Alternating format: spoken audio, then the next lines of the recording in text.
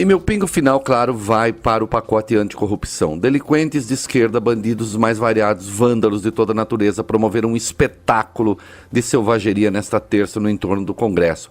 Carros foram virados e incendiados, um policial recebeu uma facada, outro levou uma pedrada na cabeça. A canalha queria invadir o Senado, onde se votava a PEC do teto de gastos.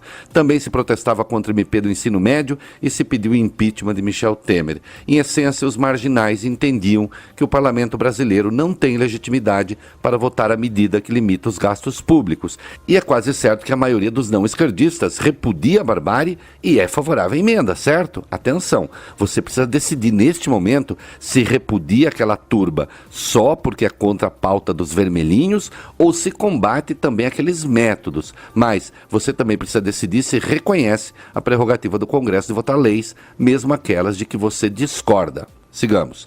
Na Câmara votava-se o tal projeto originalmente chamado de 10 medidas contra a corrupção. O cerco a essa casa não era físico, como aquele feito pelas esquerdas, mas era virtual.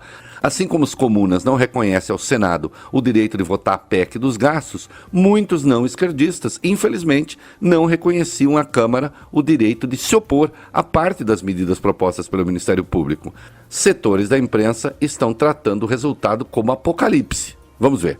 As medidas mais deletérias já tinham sido eliminadas do relatório de Onyx Lorenzoni, como a admissão de provas ilegais, a quase extinção do habeas corpus, o teste aleatório de honestidade e a ampliação das possibilidades de prisão preventiva. Assim, o texto me parecia aceitável, ainda que com exageros. Mas os deputados mudaram muita coisa, o que está levando muita gente e o próprio Lorenzoni a falar em projeto desfigurado. Vamos lá, prefiro destacar os avanços: criminalização do Caixa 2, aumento da punição para crimes de corrupção, obrigação de os tribunais informarem o andamento dos processos, explicando a razão de eventuais atrasos, limitação de recursos protelatórios. A gritaria se dá em razão do que foi suprimido ou acrescentado. Aquados pelo Ministério Público Federal, afinal os procuradores chegou a dizer que era a hora de usar luvas de boxe, os deputados tiveram um comportamento reativo. Incluíram, por exemplo, e já tratei do assunto em outro comentário, a caracterização de crime de responsabilidade para juízes e membros do MP. O texto é vago e tende a ir para o Supremo, tendo declarado a sua inconstitucionalidade.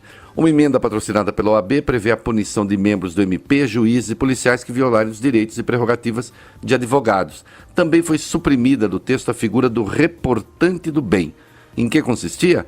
Quem fizesse uma denúncia que ajudasse a desvendar um crime contra os cofres públicos poderia receber até 20% do valor que fosse recuperado, desde que não estivesse envolvido com a causa. Sinceramente, não vejo isso com bons olhos. Não me parece grave que tenha sido retirado do texto. O Ministério Público certamente ficará descontente porque os deputados recusaram a proposta que lhe dava ainda mais poderes para tratar de acordos de leniência com pessoas físicas e jurídicas. Dizer o quê? Creio que o órgão já tem bastante poder hoje em dia. Não vejo como essa hipertrofia poderia fortalecer o combate à corrupção. O que me parece claro é que fortalecia ainda mais o Ministério Público. A Câmara derrubou também a responsabilização dos partidos políticos e dirigentes partidários por atos cometidos por pessoas filiadas à sigla. Pois é, o nome disso, infelizmente, é responsabilização objetiva e creio que seria barrada no Supremo se prosperasse e alguém recorresse. Ora, se há provas de envolvimento dos dirigentes, é certo que serão responsabilizados. Culpá-los em razão da função que ocupam é o mesmo que tentar culpar Rodrigo Janot se algum procurador cometeu alguma ilegalidade.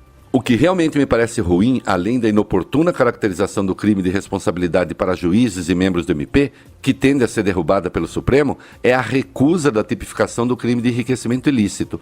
É claro que pode ter muita gente sem vergonha que está apenas tentando se proteger, mas há pessoas de boa fé que acreditam que isso tem de se dar no bojo de uma reforma do Código Penal. Aliás, a comissão que foi criada com esse fim abrigou essa proposta.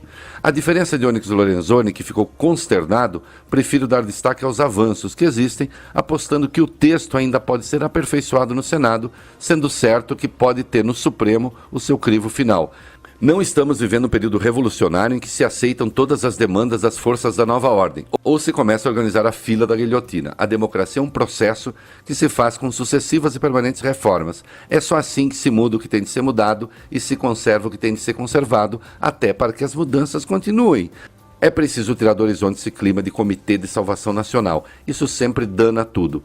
O país avançou e pode caminhar ainda mais. Que os poderes constituídos e o Ministério Público se atenham a seus respectivos papéis institucionais, cumprindo as funções que lhes reserva à Constituição.